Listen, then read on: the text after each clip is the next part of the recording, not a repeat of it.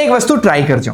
કોઈ પણ વ્યક્તિ જેની ઉંમર 30 વર્ષથી વધારે હોય ને એને પૂછજો કે 5-7 વર્ષ તમે જો તમારા પાસ્ટમાં જઈ શકો કે કમાવાનું શરૂ કર્યું ત્યાં તમે જઈ શકો તો એ જઈને તમે શું ચેન્જ કરે. તો દરેક વ્યક્તિના જવાબમાં 1, 2 કે 3 વસ્તુઓ ફાઇનાન્શિયલ ડિસિઝનની હશે.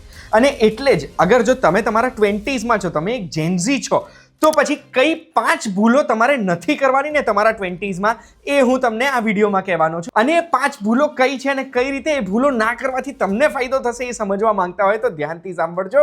હું તમને સાચું કહું. You're watching સાચું કહું. મારું નામ છે ગુંજ ઠક્કર અને આ વિડીયોમાં હું તમને 5 ભૂલો કહેવાનો છું. જે 5 ભૂલો આપણે આપણા 20sમાં ના કરવી જોઈએ કે 30sની શરૂઆત હોય ને તો બી તમે આ વસ્તુઓ કરી શકો છો રેક્ટિફાઈ. સૌથી પહેલી ભૂલ જે આપણે બધા કરતા હોય છે ને, નાની ઉંમરમાં સેવિંગ્સ અને ઇન્વેસ્ટિંગ શરૂ નથી કરતા. કેમ? કારણ કે પાવર ઓફ કમ્પાઉન્ડિંગ એટલે ચક્રવૃત્તિ વ્યાજ, એટલે વ્યાજ પર મળતું વ્યાજ છે ને એનો પાવર આપણને 9 વર્ષે જોવા મળે છે. અને 9 વર્ષ આપણે જેટલા વહેલા કાઢી દઈએ ને એટલું આપણે ચક્રવૃત્તિ વ્યાજનો પાવર જોઈશું. હવે આના માટે હું તમને એક ઉદાહરણ આપું છું. આપણે દર મહિને 5,000 રૂપિયા અગર બચાવીએ છીએ ને એના ઉપર આપણને 9% રિટર્ન મળે છે. હવે એમાં 2 વ્યક્તિ છે, રમેશ અને સુરેશ. રમેશે છે ને 25 વર્ષની ઉંમરથી 5,000 રૂપિયા બચાવવાનું ચાલુ કર્યું હતું, એને બી 9% રિટર્ન મળે છે. અને સુરેશે 28 વર્ષની ઉંમરથી 5,000 રૂપિયા બચાવવાનું ચાલુ કર્યું, 9% રિટર્ન એને પણ મળે છે. સુરેશે 3 વર્ષ મોડું ચાલુ કર્યું અને એટલે 12 × 60 અને 3 વર્ષ એટલે 1,80,000નું રોકાણ સુરેશે ઓછું કર્યું છે. પણ 50 વર્ષની ઉંમરે બંનેઓના ઇન્વેસ્ટમેન્ટની વેલ્યુ ખબર શું હશે? રમેશે 25 વર્ષની ઉંમરની શરૂઆત કરી હતી અને જ્યારે એની 50 વર્ષ ઉંમર થશે ને 5,000 જ રોકાણ કરે તો એની મૂડી હશે 56 લાખ રૂપિયાની. અને સુરેશે 3 વર્ષ મોડું ચાલુ કર્યું, 1,80,000 રૂપિયા ઓછા રોક્યા તો એની મૂડી થઈ ગઈ 41,26,000 રૂપિયા. એટલે સુરેશે 1,80,000 ઓછા રોક્યા પણ એની મૂડી 14,74,000 રૂપિયા ઓછી છે. 3 વર્ષ આ નુકસાન કરે છે. આ છે power of compounding, power of ચક્રવૃત્તિ વ્યાજ. બીજી ભૂલ જે 20sમાં જેનઝી ના કરવા જોઈએ એ શું છે ખબર છે? કે નાની ઉંમરમાં ઇમરજન્સી ફંડ ના બનાવે. ઇમરજન્સી ફંડ શું છે કે આપણી દર મહિનાની જેટલી બી પૈસાની જરૂરિયાત હોય ને એને 6 જોડે ગુણાકાર કરી દેવાના અને 6 મહિનાનું એક ફંડ આપણે બનાવવાનું, જે આપણે ફિક્સ ડિપોઝિટમાં, ગોલ્ડમાં કે મ્યુચ્યુઅલ ફંડ, એ બી શોર્ટ ટર્મ મ્યુચ્યુઅલ ફંડ જે સેફ હોય, જેમાં ફિક્સ રિટર્ન્સ હોય, એમાં ઇન્વેસ્ટ કરવાનું. આનાથી શું થશે? આપણી મૂડી મોર ઓર લેસ સેફ રહેશે. અને આ મૂડી જ્યારે બી આપણને જરૂરત પડે ને ઇમરજન્સીમાં ત્યારે આપણે વેચવી નહીં પડે. આના ઉપર આપણે લોન કરાવી દઈશું. એટલે એફડી ઉપર લોન થાય છે, ગોલ્ડ ઉપર લોન થાય છે ને હવે તો મ્યુચ્યુઅલ ફંડની ઉપર પણ લોન થાય છે, જેના ઉપર સાચું કોમાં એક વિડીયો બનાવ્યો છે, એ તમે જોઈ લેજો. પણ આ નાની ઉંમરમાં ઇમરજન્સી ફંડ કરવાનો ફાયદો ખબર છે શું છે? કે નાની ઉંમરમાં એક મોટું ફંડ જો આપણે ભેગું કરી દીધું છે, સાઈડમાં મૂકી દીધું છે ને, તો જેમ જેમ આપણા ખર્ચા વધે છે, જેમ જેમ પરિવાર મોટો થાય છે, એમ આપણે આને વધારી શકીએ. અને એક નાની ઉંમરમાં આપણી જોડે 6 મહિનાનું રનવે છે, 6 મહિનાનું એક ઇમરજન્સી ફંડ હોય ને તો પછી આપણી રિસ્ક ટેકિંગ કેપેસિટી વધી જાય છે. રિસ્ક ટેકિંગ કેપેસિટી વધી જાય અને 6 મહિનાનું ફંડ છે ને તો આપણે સ્ટાર્ટઅપ્સ માટે કામ કરી શકીએ, પોતાનું સ્ટાર્ટઅપ ચાલુ કરી શકીએ કે પછી કોઈ પોતાનો બિઝનેસ ચાલુ કરી દઈએ કે બિઝનેસમાં જોઈન કરીએ. બેસિકલી આપણી રિસ્ક લેવાની કેપેસિટી વધશે અને રિસ્ક લઈશું તો કદાચ ચાન્સ છે કે નાની ઉંમરમાં આપણને સક્સેસ મળી જાય. અને જો નાની ઉંમરમાં આપણે અગર ઇમરજન્સી ફંડ રાખેલું હશે અને રિસ્ક લઈશું તો કદાચ એવું બી બને કે નાની ઉંમરમાં જ આપણે એક મોટો બિઝનેસ તૈયાર કરી દઈએ. ત્રીજી ભૂલ જે આપણે કરતા હોઈએ છીએ નાની ઉંમરમાં, જે કદાચ મેં બી કરી હતી નાની ઉંમરમાં, એ છે કે નાની ઉંમરમાં મેં ઇન્સ્યોરન્સ નહોતો લીધો. ઇન્સ્યોરન્સ કહીશ ને એટલે બધા ભાગી જશે, અરે કારણ કે લોકોએ ફોન કરીને એટલું ડિસ્ટર્બ કરે છે ને. પણ ઇન્સ્યોરન્સ આપણા માટે જરૂરી બી છે. ટર્મ પ્લાન એ આપણા પરિવાર માટેની એક સિક્યોરિટી છે. હવે ટર્મ પ્લાન શું છે?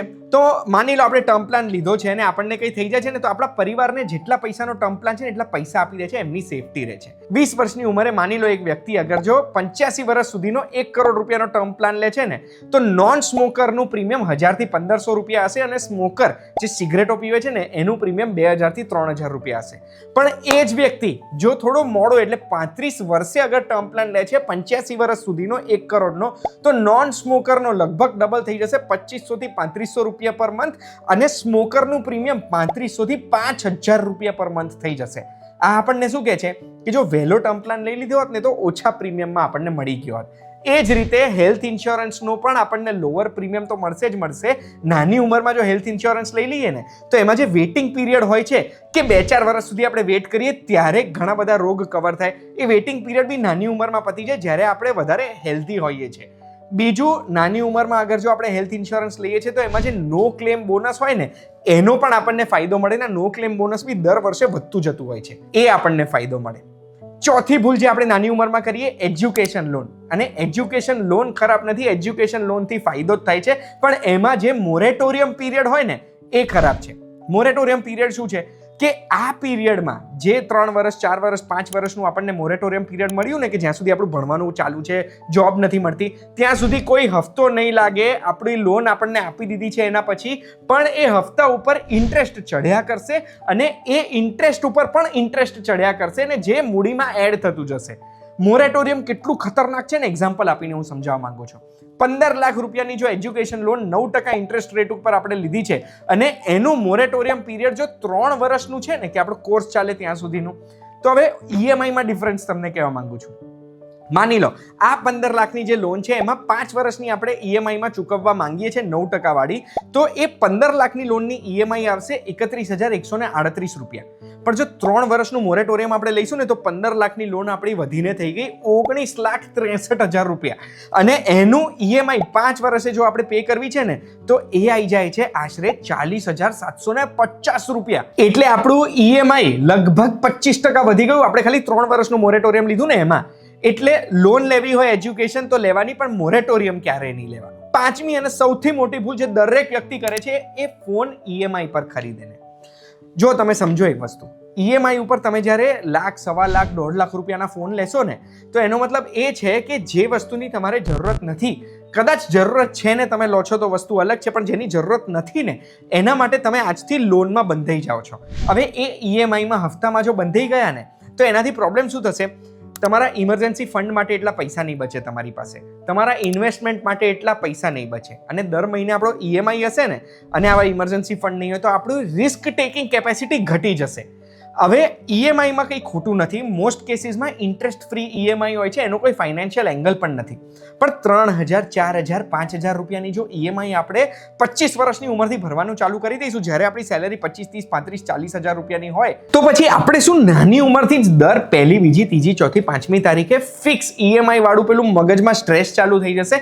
આ સ્ટ્રેસના લીધે આપણે જે જોબ્સમાં શરૂઆત કરી છે ને એ જોબમાંથી આપણે જોબ ચેન્જ કરતા પહેલા 100 વાર વિચારવું પડશે. અને સ્ટાર્ટિંગમાં જો આપણે રિસ્ક નથી લેતા કે સ્ટાર્ટિંગમાં જ આપણે એક જગ્યાએ સ્ટેગ્નન્ટ થઈ જઈએ છીએ ને તો કદાચ આપણા જીવનના લર્નિંગ ઉપર એ બહુ જ ખરાબ અસર છોડી શકે છે. એટલે મારી સલાહ તમને એ છે કે ક્યારે પણ આવા મોંઘા ફોન ઈએમઆઈ પર ના લેવા જોઈએ. આશા રાખું છું આ વિડીયો એ દરેક વ્યક્તિને પહોંચે, જે દરેક વ્યક્તિને આ વિડીયોથી ફાયદો થઈ શકે. કમેન્ટમાં મને તમારો કોઈ ઓપિનિયન છે તો પણ જણાવીને કહેજો. અને આ 5 પોઈન્ટ અગર તમારા પરિવારમાં કોઈ બસ જસ્ટ જોબ શરૂ કરી રહ્યા છે કે જસ્ટ કમાવાનું શરૂ કરી રહ્યા છે એમને મોકલજો. બહુ જ કામની વસ્તુ છે, દરેક વ્યક્તિને કામમાં લાગશે. આવી વિડીયો જો જોવી ગમે છે તો બસ સાચું કહું જોતા રહેજો. આપણે ફરી મળીશું.